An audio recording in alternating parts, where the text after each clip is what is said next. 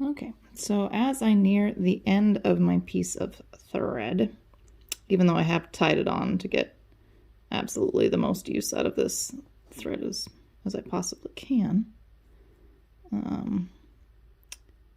what I will need to do, I think this should be about the last one I can make, is I'll try one more, see if it'll go.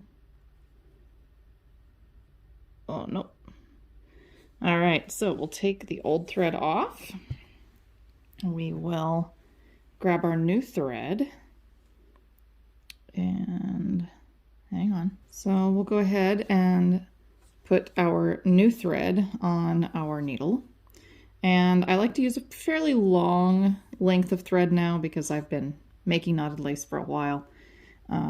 So I use about 1.5 yards. If you are just getting into knotted lace, you'll want to use more like 24 to 36 inches as you're learning. Anyway, to put our new piece of thread in, we're going to take the new tail and lay it right next to the old tail. And we're actually going to put another knot in just to the left of that very last knot that we made. And this can be a little bit tricky because we are working with a lot of thread at this point. But see if I can demonstrate. There we go. So here was the very last stitch worked in the old thread, and the very first stitch worked with our new thread. And now what we will do is we're going to hold both of these threads together and then work our next loop just like this. Just like this.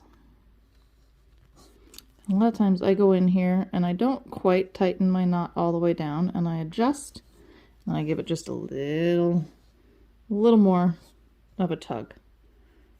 And now we can continue to work with our new thread. When we come back around to this section, you'll work your knot right here, holding this tail in place. And then you'll work another knot here, and then you'll be able to clip off your old tails because you won't need them anymore, and your knots will be secure. You should always pull your knots very tightly because that is how you make the nicest lace, is with nice tight knots.